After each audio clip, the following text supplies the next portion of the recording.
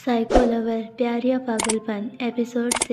रुद्र की बात सुनकर आरोही सुन्न हो गई। उसने रुद्र की नीली आंखों में देखते हुए अपनी कांपती हुई आवाज़ में कहा, इसका मतलब जब मैंने आपको टच किया तभी से आपने सोच लिया था कि आप मुझे कैद करेंगे।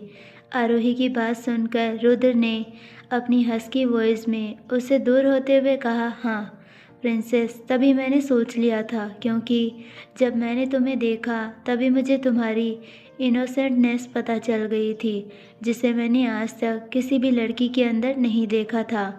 तुम्हें देखकर पहली बार रुद्र ओबरॉय का दिल धड़का था, जो आज तक किसी लड़की को देखकर नहीं धड़का था। प्रिंसेस। रुद्र की बात सुनकर आरोही हैरान हो गई थी। उसने हिम्मत करके रुद्र से पूछा, तो क्या आप मुझसे प्यार करते हो? आरोही की बात सुनकर रुद्र पीछे पीछे जाते हुए किसी साइको की तरह जोर जोर से हंसने लगा। उसकी हंसी बहुत ही भयानक थी, जिसे सुनकर आरोही भी डर गई। रुद्र पीछे जाते हुए हंसकर आरोही से बोला, प्रिंसेस, क्या तुम चाहती हो कि मैं तुमसे प्यार करूं?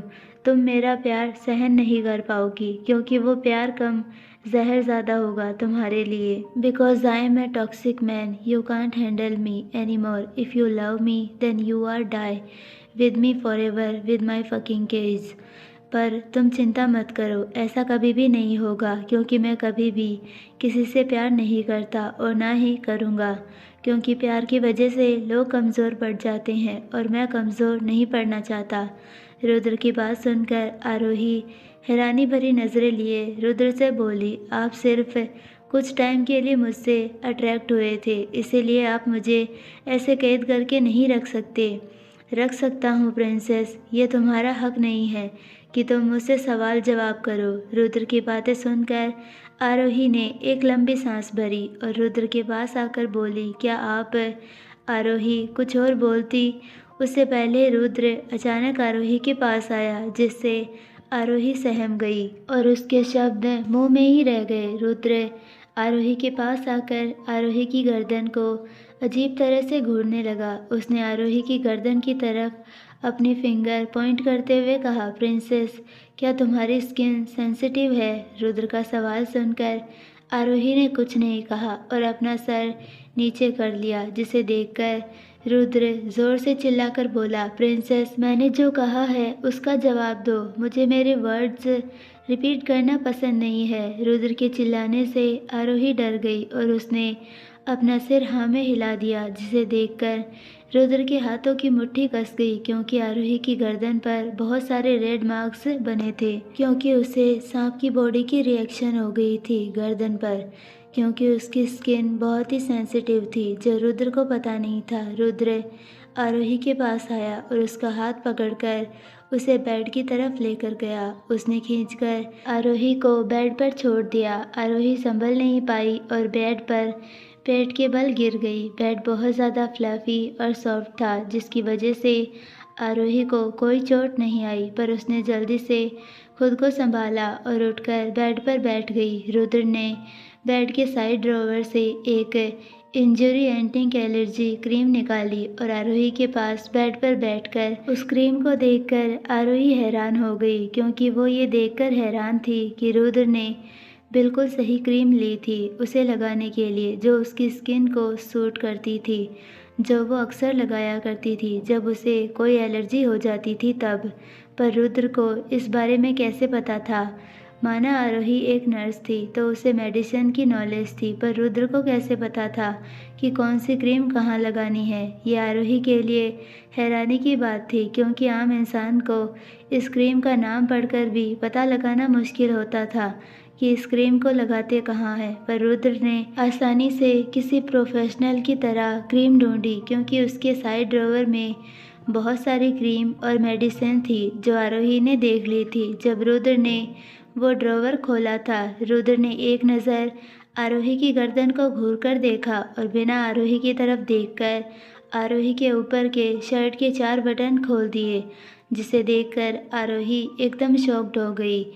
पर रुद्र को उससे कोई फर्क नहीं पड़ रहा था, क्योंकि उसका पूरा फोकस आरोही की गर्दन की तरफ था, जो शर्ट की वजह से ढक रही थी। इसीलिए रुद्र ने शर्ट के बटन खोल दिए जिससे आरोही की क्लीवेज साफ साफ दिखाई देने लगी, पर रुद्र ने एक नज़र भी नीचे नहीं देखा क्योंकि उसकी कोई गलत इंटेंशन नहीं थी। रुद्र ने क्रीम अपने लेफ्ट हैंड में लेकर आरोही की गर्दन पर लगाने लगा। रुद्र ने अपने राइट हैंड से आरोही के चिन को पकड़ा और अपने लेफ्ट हैंड से आरोही के मार्ग पर क्रीम लगाने लगा। रुद्र बिल्कुल भी सॉफ्ट नहीं था, वो बस बेरहमी से उसके मार्ग पर क्रीम लगा रहा था, जिससे आरोही को और दर्द हो रहा था क्योंकि उसकी पूरी गर्दन लाल पड़ गई थी। रुद्र के टच करते ही आरोही का दिल ज़ोर ज़ोर से धड़कने लगा। उसने कस के बेड की बेडशीट को अपनी मुट्ठी में भींच लिया और अपनी आंखें बंद करके रुद्र का टच उसे इफ़ेक्ट कर रहा था,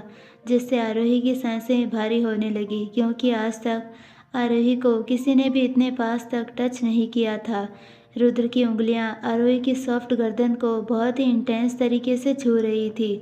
जब रुद्र ने पूरी तरह से आरोही की गर्दन पर क्रीम लगाई तो उसके बाद उसने आरोही के चेहरे की तरफ देखा तो उसके चेहरे पर एक क्रीपी स्माइल आ गई और वो एकटक आरोही के चेहरे को घूर कर देखने लगा क्योंकि आरोही का चेहरा इस वक्त बहुत लाल पड़ गया था और उसकी सांसें भारी हो रही थी। उसके माथे पर हल्की हल्की पसीने की बूंदें थी और उसकी आंखें बंद थी, जिसे देखकर रुद्र को बहुत मज़ा आ रहा था। आरोही की ऐसी हालत देखकर, क्योंकि उसे आप पता था उसका चार्मिंग लुक सभी लड़कियों को इफ़ेक्ट करता था, जिसने आज आरोही को भी अपने कब्ज़े में कर लिया। जब आरोही को अपनी गर्दन पर रुद्र के फिंगर्स का एहसास नहीं हुआ तो आरोही ने झट से अपनी आंखें खोली और यहाँ वहाँ देखा, पर रुद्र रूम में कहीं भी नहीं था। आरोही बेड से उठी और रुद्र को रूम में यहाँ वहाँ देखने लगी, पर तभी उसे अपने पेट से बहुत ज़ोरों की आवाज़ आई। तब आरोही समझ गई कि उसे बहुत भूख लगी है और आरोही से भूख कभी भी कंट्रोल नहीं होती। वो जल्दी से डिनर ट्रे के पास चली गई और ट्रे में से जो भी मनपसंद खाना था वो उसने खुद की प्लेट में सर्व किया और जल्दी जल्दी खाना खाने लगी। इधर मॉन्स्टर वेला के बैक साइड में एक दूर के पेड़ के नीचे गौरी किसी से फ़ोन पर बात कर रही थी। मैडम, हमने अपनी आंखों से देखा था, उसने रुद्र बाबा की शर्ट पहनी हुई थी और वो रुद्र बाबा के बेड पर सो रही थी। गौरी की बात सुनकर दूसरी तरफ से किसी औरत के बोलने की आवाज़ आई। मुझे तुम पर पूरा भरोसा है गौरी, तुम इतने सालों से रुद्र को संभालती आई हो। मैं बस देखना चाहती हूँ कि वो लड़की कौन है जिसे रुद्र को एक ही दिन में इतना लगाव हो गया है। मैं 1 महीने बाद इंडिया आ रही हूँ, तब मैं खुद उस लड़की से मिलूँगी। मैं भी तो देखूँ कौन है वो जिसे मेरे बेटे ने रूम में कैद करके रखा है। इतना बोलकर उसने फ़ोन कट कर दिया। ये औरत और कोई नहीं, रुद्र की मॉम विशाखा ओबरॉय थी, जो जापान में रहती थी, जो रुद्र की हर एक बात की खबर गौरी से लेती थी। इधर गौरी सबसे छुपते हुए जल्दी से बेला के अंदर जाने लगी ताकि उसे कोई देख ना ले। दिल्ली, रात के 8:30 बजे आरोही के फ्लैट का डोरबेल बजा तो अंजलि ने जल्दी से डोर खोला तो सामने रोहित को देखकर अंजलि की आंखें भर आई और वो रोहित से लिपटकर फपक कर रो पड़ी। रोहित ने अपनी माँ को संभाला और फ्लैट के अंदर ले जाने लगा। अंजलि बहुत रो रही थी, उसके दिन रात का चैन उसकी आरू चली गई थी, जिसके बिना अंजलि का दिल जैसे हलक में आ गया था। रोहित ने जल्दी से अपना सामान सोफे पर रखा और अंजलि से बोला, माँ जल्दी चलो, हमें आज ही पुलिस स्टेशन जाना होगा, मैं यहाँ तुम्हें ही लेने आया था। रोहित की बात सुनकर अंजलि ने अपना पर्स लिया और रोहित के साथ पुलिस स्टेशन जाने के लिए निकल गई। करीब आधे घंटे बाद रोहित और अंजलि दिल्ली के सबसे बड़े पुलिस स्टेशन पहुंच गए। रोहित जल्दी से पुलिस स्टेशन के अंदर चला गया और आरोही की रिपोर्ट लिखवाने के लिए उसके ठीक सामने एक पुलिस वाला बैठा हुआ था, जिसकी बड़ी बड़ी मूछें थी। रोहित उसके सामने आकर बैठ गया।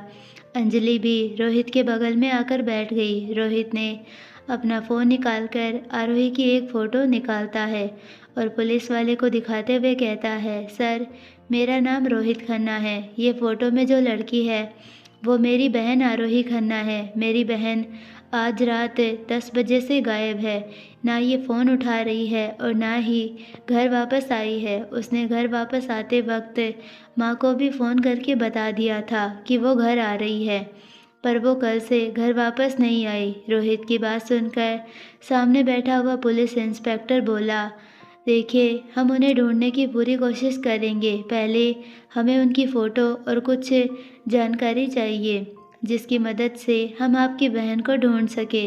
इंस्पेक्टर की बात सुनकर रोहित ने जल्दी से अपना फ़ोन इंस्पेक्टर को देते हुए कहा, सर, इसमें मेरी बहन की फ़ोटो है और घर का और उसके हॉस्पिटल का भी एड्रेस है, और उसकी जो भी जानकारी आपको चाहिए आप मुझसे पूछ लीजिए, मैं आपको सब बता दूंगा। इतना बोलकर रोहित आरोही की सारी इन्फॉर्मेशन इंस्पेक्टर को बताने लगा। कुछ ही घंटे बाद आरोही की रिपोर्ट लिखवाकर सुमित और अंजलि घर के लिए निकल गए दिल्ली। अगली सुबह मॉन्स्टर वेला। आरोही इस वक्त बेड पर लेटी हुई थी। उसकी नींद कल रात से पूरी नहीं हुई थी, इसीलिए वो अब सोने की कोशिश कर रही थी, पर उसे नींद नहीं आ रही थी। वो काफ़ी परेशान थी। उसे अपने भाई और माँ की याद आ रही थी। वो यहाँ से जाना चाहती थी, पर यहाँ से कैसे निकले उसे समझ में नहीं आ रहा था, क्योंकि वो यहाँ किसी कैदी की तरह कैद हो चुकी थी। पर आरोही ने अभी भी हार नहीं मानी थी। वो यही सोच रही थी कि वो कैसे भी करके यहाँ से बाहर निकल के ही रहेगी। आरोही यही सब सोच रही थी कि तभी रूम का दरवाज़ा खुला और गौरी अंदर आई। गौरी को अंदर आता देखकर आरोही जल्दी से उठकर बेड पर बैठ गई। जब गौरी ने सामने बेड पर बैठी हुई आरोही को देखा तो वो पलकें झपकाना ही भूल गई। आरोही की खूबसूरती को देखकर चांद सा सफ़ेद बेदाग चेहरा जो काफ़ी चमक रहा था, छोटी नाक, लाल होठ और चेहरे पर ढेर सारी मासूमियत। आरोही के बाल सोने की वजह से ज़्यादा बिखरे हुए थे, पर तब भी वो बहुत खूबसूरत लग रही थी। आज गौरी पहली बार आरोही को देख रही थी। गौरी रूम के अंदर आई और उसके ठीक पीछे एक लेडी सर्वेंट भी थी, जिसके हाथ में एक बड़ी सी स्टिक की ट्रॉली थी, जिसमें बहुत सारे एक्सपेंसिव ड्रेसेस हैंगर पर लगाए हुए थे, जिसे देखकर आरोही की आंखें बड़ी बड़ी हो गई, क्योंकि वो ड्रेस बहुत ही खूबसूरत और महंगे लग रहे थे। उनका हाथों का वर्क देखकर ही पता चल रहा था कि ये एक ड्रेस में कितनी मेहनत करके एक्सपेंसिव वर्क बनाया गया है। ट्रॉली में बस लेडीज़ इंडियन आउटफिट थे, जिनमें anarkali, Patiala, Punjab suit, lehenga, sari, one piece, palazzo, sharara और नाइट ड्रेसेस थे। उस लेडी सर्वेंट ने वो ट्रॉली रूम के एक साइड में रख दी। गौरी ने घूरकर आरोही को देखा। वो बस उसके चेहरे को एकटक घूरकर देख रही थी। उसे विश्वास ही नहीं हो रहा था कि कोई इतनी खूबसूरत लड़की उसके सामने बैठी हुई है, जो अप्सरा से कम नहीं थी। गौरी को ऐसे खुद को घूरता हुआ देखकर आरोही को बहुत अजीब लग रहा था, क्योंकि वो जब से यहाँ आई थी तब से रुद्र और गौरी उसे किसी पागलों की तरह बार बार देख रहे थे। गौरी आरोही के पास आई और उसके चेहरे को गौर से देखते हुए प्यार से बोली, बेटा, रुद्र बाबा ने आपको तैयार करने के लिए कहा है, तो उससे पहले आप वॉशरूम में जाकर नहा लो, फिर हम आपको तैयार कर देंगे। गौरी की बात सुनकर आरोही ने कुछ नहीं कहा और गौरी के पीछे दरवाजे की तरफ देखने लगी, जो खुला हुआ था। आरोही बेड से उठकर दरवाजे की तरफ जाने लगी, पर तभी उसे गौरी की आवाज़ आई, बेटा, वॉशरूम वहाँ है, यहाँ नहीं। इतना बोलकर गौरी आरोही के सामने आकर खड़ी हुई। गौरी को देखकर आरोही ने अपने कदम वॉशरूम की तरफ बढ़ा दिए और वॉशरूम में चली गई। उसके दिमाग में कुछ और ही चल रहा था, जो सिर्फ आरोही जानती थी। कुछ ही देर बाद आरोही वॉशरूम से बाहर आई। उसने अच्छे से बात ले लिया था। वो बाथरोब पहनकर रूम में आई। गौरी आरोही को गौर से ऊपर से लेकर नीचे तक देख रही थी, क्योंकि वो देखना चाहती थी कि आरोही में ऐसा क्या है जो रुद्र ने उसको यहाँ कैद करके रखा है, वो भी अपने रूम में। वो चाहे तो आरोही को कहीं पर भी खंडर में कैद करके रख सकता था, पर रुद्र ने ऐसा कुछ नहीं किया। यही बात गौरी को खटक रही थी।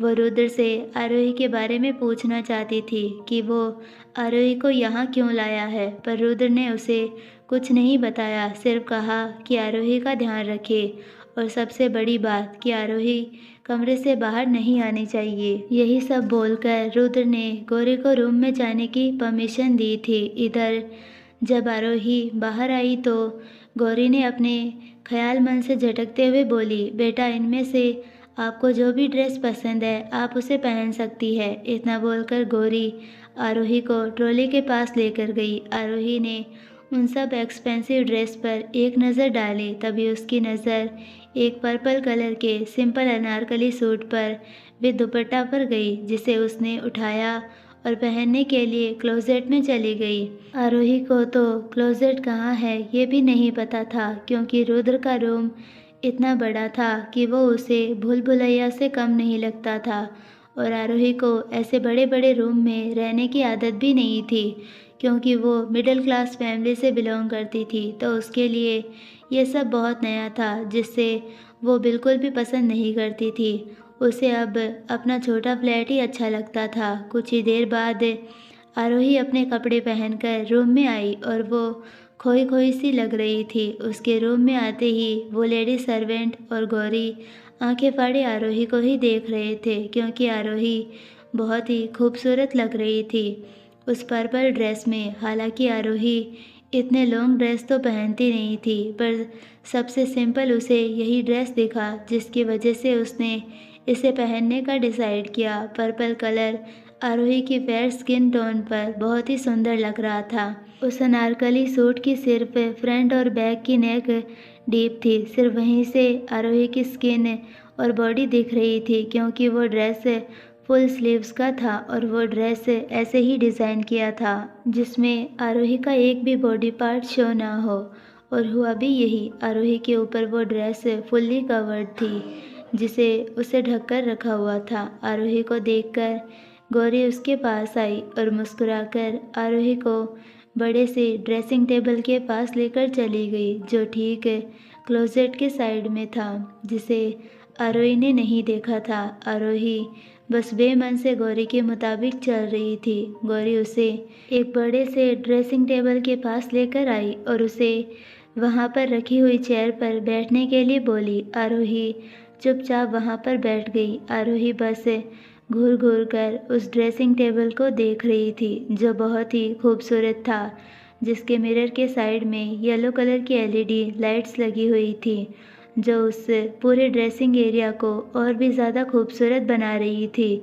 गौरी साइड में खड़ी हुई, तभी उसने उस लेडी सर्वेंट को कुछ इशारा किया, तो उस लेडी सर्वेंट ने उस ड्रेसिंग टेबल में रखी हुई एक एक्सपेंसिव ज्वेलरी और कुछ hair comb beautifuls rubber band निकालकर आरोही के सामने रख दिए। तो आरोही सांवलिया नज़रों से मिरर में से गौरी को देखने लगी, जैसे पूछ रही हो कि ये सब क्या है। तो गौरी ने मुस्कुराकर आरोही की तरफ देखकर कहा, वो बेटा तुम्हें खुद तैयार होना है, तो उसके लिए ये सब सामान वो रुद्र बाबा ने कहा था कि हम आपको हाथ नहीं लगा सकते, इसीलिए आपको खुद ही तैयार होना होगा। गौरी की बात सुनकर आरोही हैरान हो गई। उसे समझ में नहीं आ रहा था कि कोई इतना पागल कैसे हो सकता है। क्या मुझ में कांटे लगे हैं जो कोई मुझे छू नहीं सकता?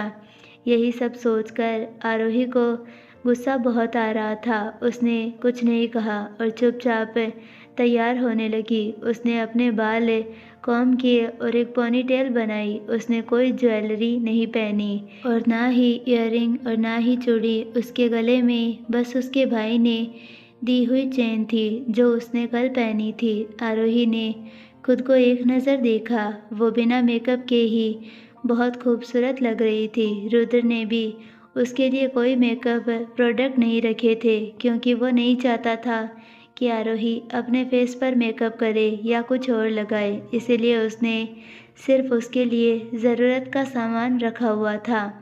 आरोही चेयर से खड़ी हुई। उसने अपनी तिरछी नज़रों से गौरी को देखा, फिर अचानक टेबल पर रखा हुआ एक्सपेंसिव परफ्यूम उठाया और जानबूझकर खुद पर ज़्यादा स्प्रे कर दिया और बहाना बनाकर वॉशरूम में चली गई। गौरी और वो लेडी सर्वेंट बाहर ही खड़ी होकर आरोही का इंतज़ार करने लगी। तभी उन्हें आरोही की आवाज़ आई, सुनिए ज़रा यहाँ आना। आरोही की बात सुनकर गौरी और वो लेडी सर्वेंट वॉशरूम में चले गए तो देखा आरोही टैप को बंद करने की कोशिश कर रही थी, पर उससे वो बंद नहीं हो रहा था। आरोही वहाँ से साइड हट जाती है। तभी जल्दी से वो लेडी सर्वेंट और गौरी वो टैब बंद करने के लिए आगे आती है। उन दोनों ने मिलकर टैब आसानी से बंद कर दिया और पीछे मुड़े तो देखा आरोही वहाँ पर नहीं थी। तभी उन्हें वॉशरूम का दरवाज़ा लॉक होने की आवाज़ आई। वो दोनों भागकर वॉशरूम से बाहर जाने लगी, पर तब तक दरवाज़ा बंद हो चुका था जो आरोही ने किया था। आरोही जल्दी से बाहर से वॉशरूम का दरवाज़ा लॉक कर देती है और रूम से बाहर जाती है। वो इतनी खुश थी कि उसे खुद ही विश्वास नहीं हो रहा था कि फाइनली वो इस रूम से बाहर जा रही है, क्योंकि वो जब से आई थी रूम में ही थी, वो एक बार भी बाहर नहीं गई थी।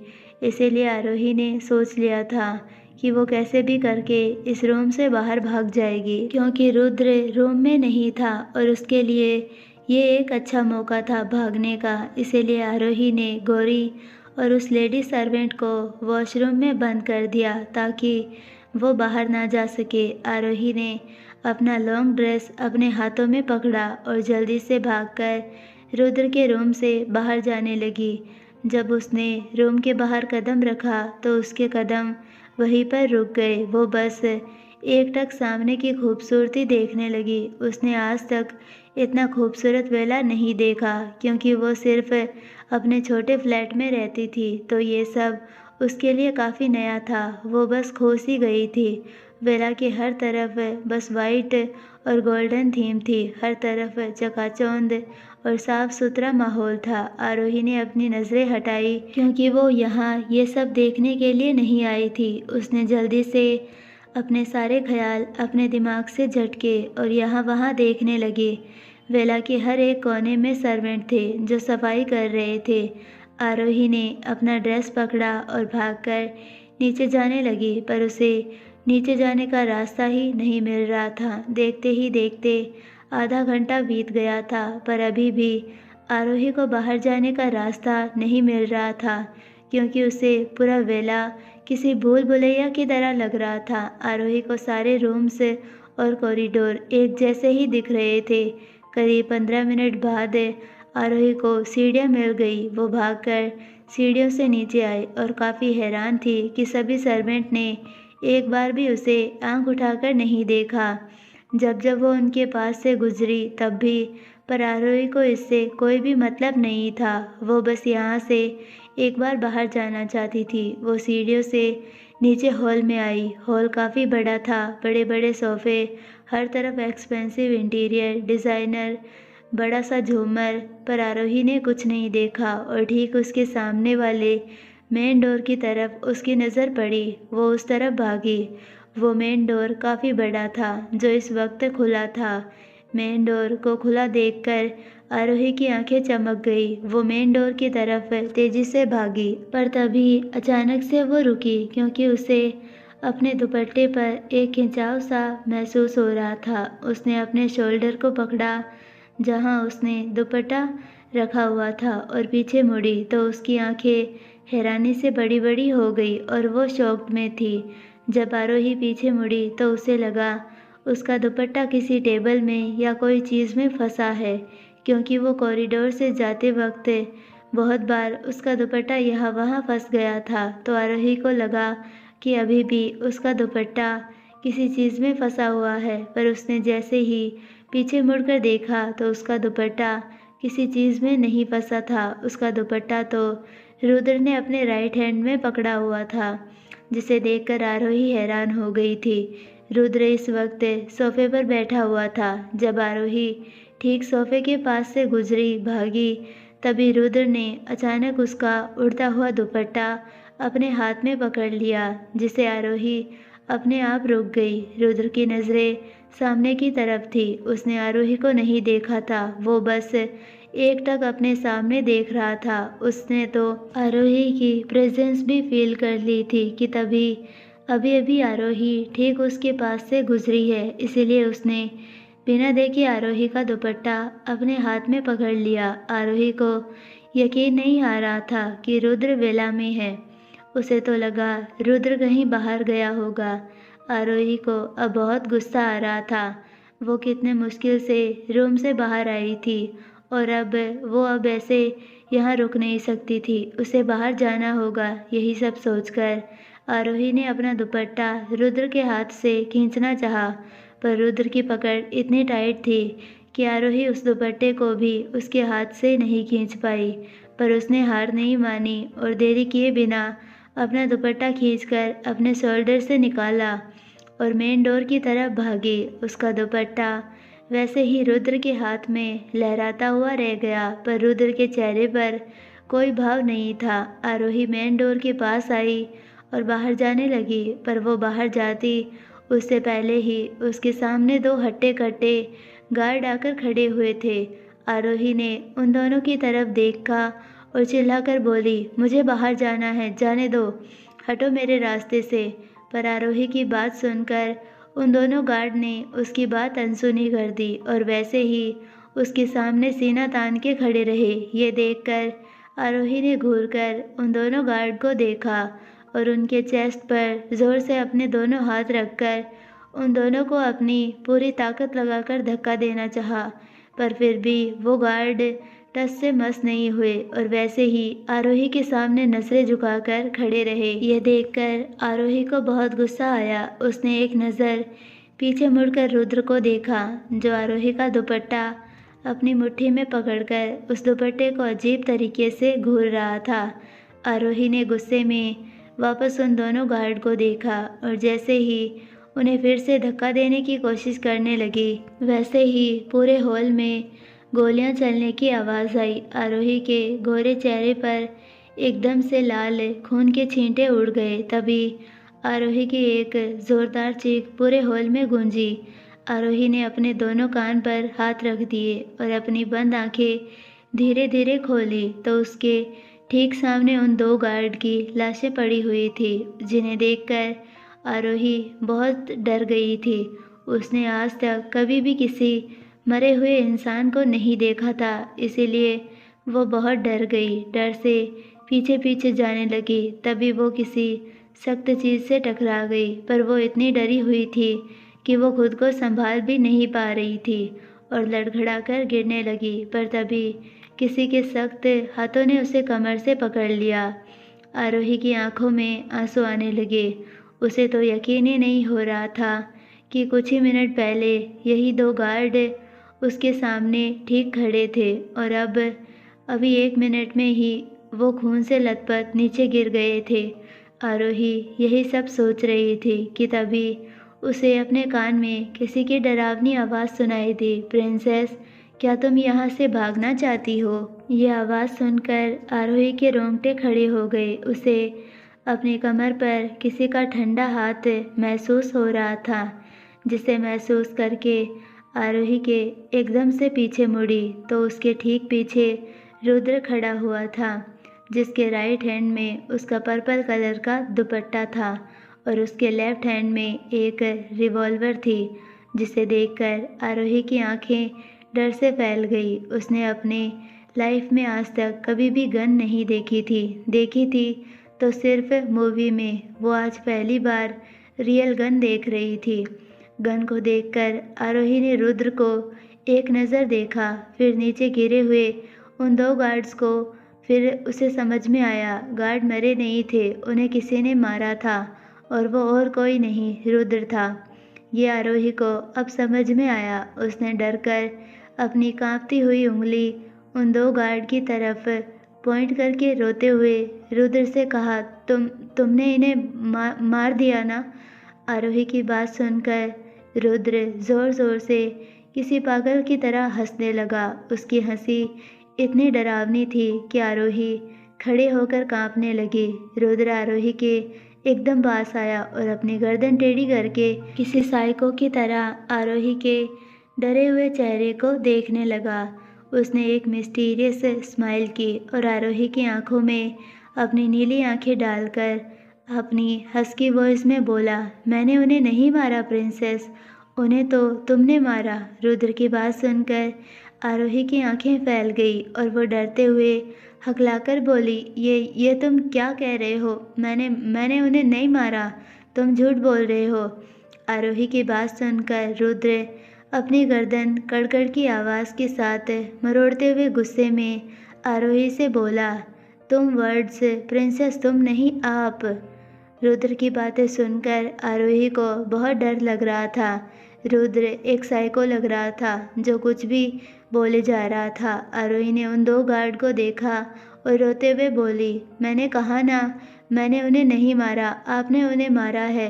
मैं तो उनके पास खड़ी थी और मेरे पास तो ये गन भी नहीं थी, फिर मैं उन्हें कैसे मार सकती हूँ। आरोही की बात सुनकर रुद्र एकदम आरोही के पास आया और उसे कमर से पकड़कर अपने पास खींच लिया और अपनी नीली आंखों से आरोही की आंखों में देखते हुए अपना सिर आरोही के सिर पर रब करते हुए बोला, उन्हें तुमने मारा है प्रिंसेस, अगर तुम उन्हें टच नहीं करती तो वो दोनों आज जिंदा होते, वो तुम्हारी वजह से आज मारे गए हैं। रुद्र की बात सुनकर आरोही रुद्र को देखने लगी जो उसके बहुत पास था।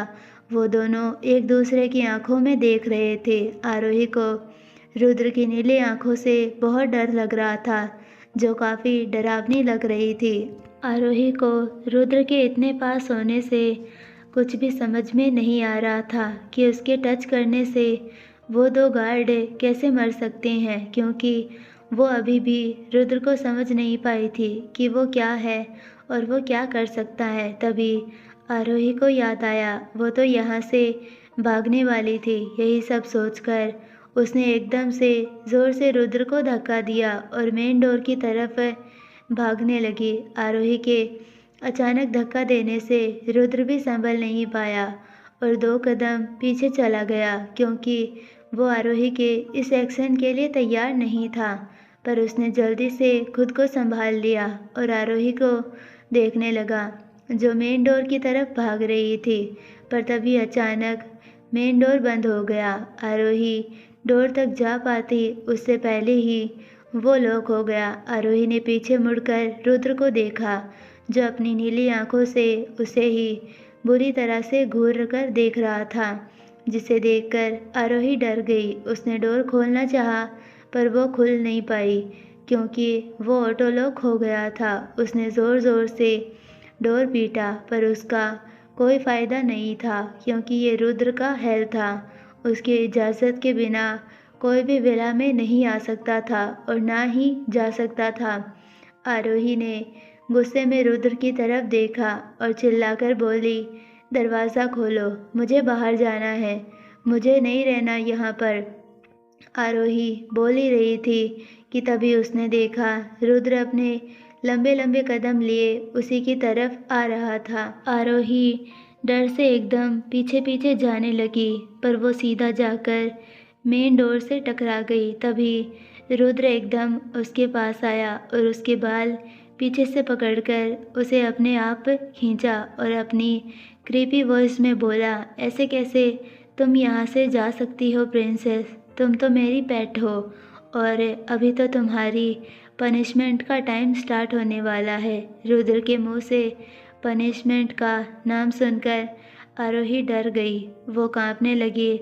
उसे वो सांप याद आने लगा जो रुद्र ने उसकी गर्दन पर लपेट रखा था। ये सब याद करके आरोही की हालत ख़राब होने लगी। आरोही और कुछ कहती उससे पहले रुद्र ने उसकी कलाई पकड़ी और उसे घसीटते हुए वापस अंदर ले जाने लगता है। इसी बीच आरोही चिल्ला रही थी। उसे रुद्र से बहुत डर लग रहा था। आरोही ने एकदम से रुद्र के हाथ को ज़ोर से काटा, जिससे रुद्र अचानक रुका। उसने अपनी गर्दन टेढ़ी करके आरोही को एक नज़र देखा, फिर गुस्से से घूरते हुए अपने हाथ को देखा, जहां उसके गोरे हाथों में आरोही के छोटे छोटे दांत के निशान धस गए थे, जो साफ साफ दिख रहे थे और उन निशानों में खून आने लगा था, जिसे देखकर रुद्र का चेहरा काला पड़ गया, क्योंकि आज तक उसे मारने की या हाथ लगाने तक की किसी की हिम्मत नहीं थी और आज आरोही की वजह से उसके हाथ से खून आने लगा था। ये उसे ज़रा भी बर्दाश्त नहीं हुआ। रुद्र आरोही को घसीटते हुए किचन की तरफ ले जाने लगता है। ये देखकर आरोही को कुछ समझ में नहीं आ रहा था कि अब रुद्र उसके साथ क्या करने वाला है। वहीं वो हॉल से होते हुए किचन की तरफ जाने लगा। तभी आरोही ने गौरी और उस सर्वेंट को साइड में खड़े हुए देखा। ये देखकर आरोही और शॉक्ड हो गई। उसने तो इन दोनों को वॉशरूम में बंद किया था, फिर ये दोनों यहाँ क्या कर रही है? यही सब सोचकर आरोही गौरी और उस सर्वेंट को देखने लगी। इधर रुद्र आरोही को खींचता हुआ किचन एरिया में लेकर गया, जहाँ पर 3 सर्वेंट और 2 हाई क्लास शेफ कुकिंग कर रहे थे।